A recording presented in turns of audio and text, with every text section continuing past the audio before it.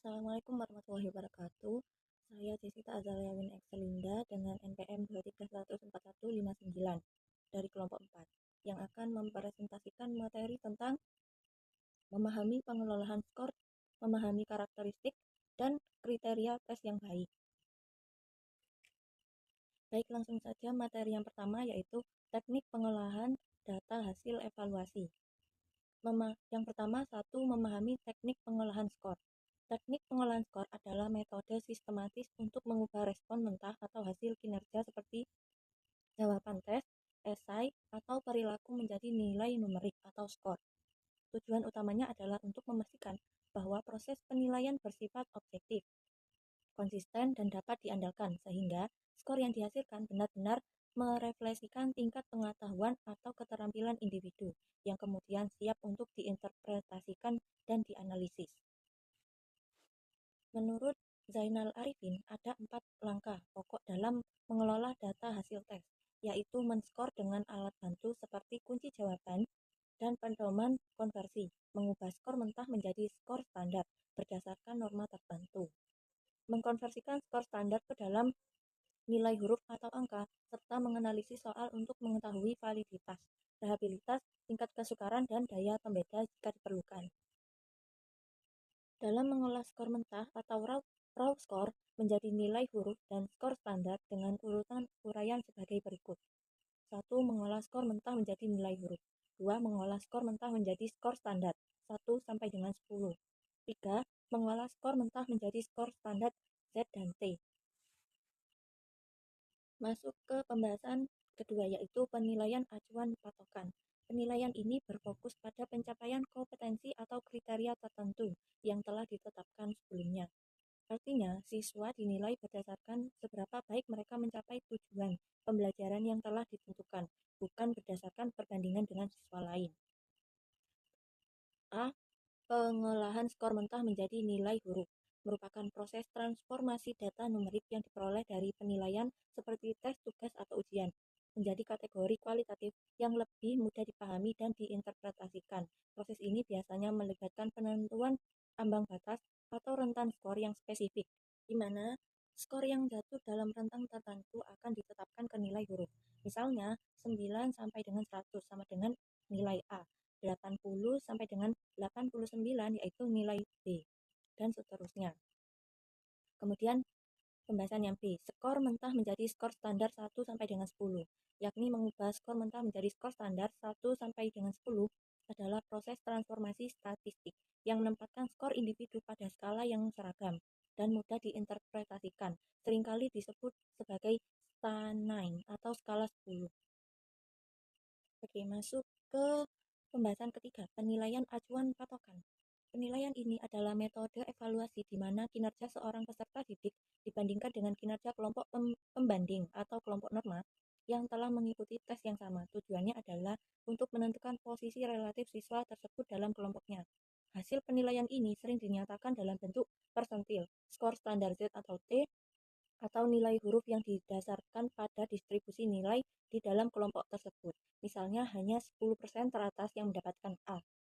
Berikut contoh, diketahui 20 siswa mengikuti ujian akhir semester mata pelajaran matematika, memperoleh skor mentah sebagai yang tertera. Penyelesaian nilai peserta didik dengan pendekatan penilaian acuan norma, yakni A. Menyusun skor terkecil hingga terbesar, yaitu merupakan proses menyusun distribusi frekuensi terurut atau skor terurut, melibatkan penataan semua skor mentah secara berurutan, mulai dari nilai terendah hingga tertinggi. Tujuannya adalah untuk mempermudah identifikasi rentang skor, menentukan nilai-nilai ekstrim seperti outliers, dan mempersiapkan data untuk perhitungan ukuran tendensi sentral atau median, serta visualisasi data seperti diagram batang. Contoh skor yang ditentukan sudah tertera. Masuk ke penyelesaian nilai peserta didik dengan pendekatan penilaian acuan norma.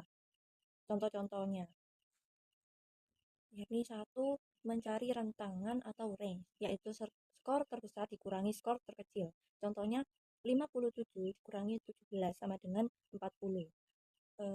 Kemudian yang kedua, mencari banyak kelas interval. Contohnya seperti yang sudah tertera di PowerPoint tersebut, hasilnya akan menjadi 5,2933 yang bila dibulatkan menjadi 6. Kemudian ketiga, mencari interval kelas. Contoh interval kelas yakni 6,666 yang bila dibulatkan menjadi 7. Yang keempat, menyusun daftar distribusi frekuensi.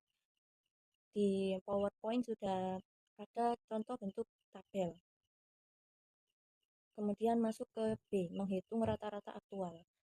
Menghitung rata aktual adalah proses menjumlahkan semua nilai data dan membaginya dengan jumlah total data untuk mendapatkan nilai rata-rata dari kumpulan data tersebut. Yang C, menghitung simpangan baku aktual, yakni menghitung simpangan baku aktual adalah proses mengukur penyebaran data dari rata-rata dengan mengukur akar kuadrat dari varian. Yang D, menyusun pedoman konversi. Menyusun pedoman konversi ini adalah proses membuat aturan atau formula untuk mengubah skor mentah menjadi nilai standar atau kategori tertentu seperti nilai huruf A, B, C atau skala tertentu, misalnya 1 sampai dengan 10 berdasarkan kriteria yang telah ditetapkan.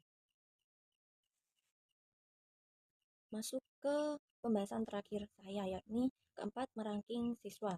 Meranking siswa ini proses menentukan peringkat atau posisi siswa berdasarkan prestasi akademiknya di beberapa mata pelajaran dengan menghitung nilai rata-rata atau total dari semua mata pelajaran yang diambil. Peringkat ini digunakan untuk memantau kemajuan siswa dan menentukan posisi realitasnya di antara teman-temannya. Oke, hanya itu saja yang bisa saya sampaikan. Materi selanjutnya bisa disampaikan oleh rekan sekelompok saya. Terima kasih. Langsung saja di sini saya akan menjelaskan materi memahami karakteristik tes yang baik. Pengertian tes, di mana tes dapat didefinisikan sebagai seperangkat pertanyaan yang direncanakan untuk memperoleh informasi tentang atribut pendidikan, kemudian psikologik atau hasil belajar yang setiap butir pertanyaan atau tugas tersebut mempunyai jawaban atau ketentuan yang dianggap benar.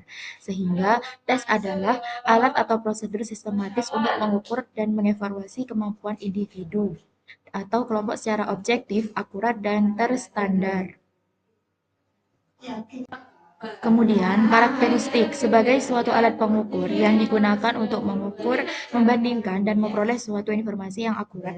Maka suatu tes yang baik harus memiliki karakteristik tersebut. Berikut adalah pandangan para ahli mengenai karakteristik suatu tes yang baik, di mana yang pertama yaitu Prof. Drs. Ana Sudijono. Nah, Prof. Drs. Ana Sudijono dalam bukunya berjudul Pengantar Evaluasi Pendidikan mengatakan bahwa setidak-tidaknya ada 4 karakteristik yang harus dimiliki oleh tes yang baik, yaitu reliable, objektif, dan praktis. Kemudian Paslon MA dan DRA Sri Mulyani Martaniah mengatakan bahwa suatu tes yang baik harus memiliki minimal 3 hal, yaitu validitas, reliable, dan kemampuan dan membandingkan. Yang ketiga yaitu DRA Suhasini akan mengatakan bahwa suatu tes yang baik harus memenuhi 4 syarat, yaitu validitas, reliabilitas, objektivitas, dan praktikabilitas. Kemudian yang keempat yaitu Kunto dan Suarsimi dalam bukunya yaitu Dasar-Dasar Evaluasi Pendidikan. Nah, mengatakan bahwa syarat-syarat tes yang baik adalah reliabilitas, validitas, objektivitas, praktikabilitas, dan ekonomis. Yang kelima, Miller dan mengatakan bahwa ada 3 hal yang harus diperhatikan dalam menentukan suatu alat ukur berkualitas, yaitu validitas, reliabilitas, dan praktikabilitas. Dari beberapa pendapat para ahli, dapat kita lihat bahwa tidak ada yang bertentangan antara suatu dengan yang lain, tetapi saling melengkapi, sehingga dapat disimpulkan bahwa kriteria tes yang baik. Oke, untuk yang selanjutnya ada kriteria tes yang baik. Nah, kriteria tes yang baik itu digunakan sebagai alat pengukur yang digunakan untuk mengukur, membandingkan, dan memperoleh suatu informasi yang akurat. Maka suatu tes yang baik harus memiliki kriteria tertentu. Berikut adalah kriteria tes yang baik menurut para ahli. Nah, untuk yang pertama itu ada valid atau validitas. Kata valid yang diartikan dengan tepat, benar, dan sahih. Jadi, kata validitas dapat diartikan dengan ketetapan, kebenaran, dan kesohihan. Dan apabila kata valid atau validitas itu dikaitkan dengan fungsi tes sebagai pengukur, maka sebuah tes dapat dikatakan valid dan memiliki validitas apabila tes tersebut dapat mengukur apa yang seharusnya diukur. Dengan kata lain, validitas adalah kesesuaian antara materi ujian dan materi yang telah dipelajari. Nah, untuk validitas ini dibagi menjadi 3 bentuk, yaitu yang pertama ada validitas isi. Validitas isi adalah ketetapan suatu tes ditinjau dari isi tes tersebut. Yang kedua ada validitas susunan, yaitu ketetapan suatu tes ditinjau dari susunan tes tersebut. Terus yang terakhir ada validitas kriteria. Validitas kriteria merupakan suatu validitas yang menghendaki terjadinya kriteria eksternal yang dapat dijadikan dasar pengujian skor tes. Yang kedua yaitu ada reliabilitas. Kata reliabilitas diambil dari bahasa Inggris reliability yang berasal dari kata reliable yang berarti dapat dipercaya dan juga sering diterjemahkan dengan keseimbangan atau stability atau kemantapan atau konsistensi. Yang ketiga ada kemampuan membandingkan. Kemampuan membandingkan ini merujuk pada hasil suatu tes yang akan memberikan informasi-informasi tentang kemampuan anak. Hal yang dibandingkan adalah antara mereka yang benar-benar belajar dan mereka yang malas belajar. Nah, untuk yang keempat ada objektivitas. Untuk objektivitas adalah sebagaimana telah kita ketahui bersama bahwa objektif berarti tidak mengandung unsur-unsur pribadi. Dalam hubungan ini, suatu tes dapat dikatakan objektif dan memiliki objektivitas apabila tes tersebut disusun dan dilaksanakan sesuai dengan apa yang ada. Isi atau materi tes diambil berdasarkan materi atau bahan pelajaran yang telah diberikan sebelumnya dan sesuai dengan tujuan yang ditentukan. Nah, objektivitas ini ada 2 faktor, yaitu yang pertama adalah bentuk tes. Tes yang berbentuk uraian itu akan memberikan banyak kemungkinan kepada si penilai untuk memberikan banyak penilaian menurut caranya sendiri. Yang kedua ada penilaian. Dengan menggunakan tes bentuk uraian tadi, faktor subjektivitas dari seorang penilai akan dapat masuk secara lebih leluasa dan mempengaruhi pemberian skor. Yang kelima ada praktikabilitas dan ekonomi. Sebuah tes dapat dikatakan memiliki praktikabilitas dan ekonomis tinggi apabila tes tersebut bersifat praktis dan mudah pengadministrasiannya. Beberapa hal yang menyangkut kepraktisan dalam alat penilaian yaitu ada 4, yaitu mudah diadministrasikan, mudah dilaksanakan, lengkap, dan tidak memerlukan biaya atau ongkos yang terlalu tinggi dan waktu yang lama. Untuk yang keenam adalah mudah dalam pelaksanaannya. Hendaknya tes yang kita buat dapat dilaksanakan dengan mudah, ditinjau dari segi waktu, pengawasan, dan pengadministrasian, sehingga pelaksanaan tes itu tidak bertele-tele dan rumit. Dan yang terakhir ada mudah dalam pemberian nilai. Nah, agar soal tes itu mudah dalam pemberian nilai, hendaknya kita membuat ketentuan-ketentuan terlebih dahulu angka skor dari tiap-tiap tes. Misalnya, setiap soal tes yang betul diberi angka 1 dan setelah diketahui skor dari masing-masing anak, hendaknya skor itu diubah dalam bentuk nilai berskala 1 sampai 10. Setelah memenuhi kriteria tes yang baik, bukan berarti tes tersebut telah sempurna dan tidak memiliki kemungkinan untuk salah. Berikut adalah beberapa cara untuk meningkatkan kebaikan tes. Yang pertama yaitu perencanaan tes yang baik, yang kedua penyusunan soal tes yang tepat, dan yang ketiga sistem pemberian angka. Sekian presentasi dari kelompok 4. Mohon maaf bila ada kesalahan. Wallahul muwaffiq ila aqwamit thoriq. Wassalamualaikum warahmatullahi wabarakatuh.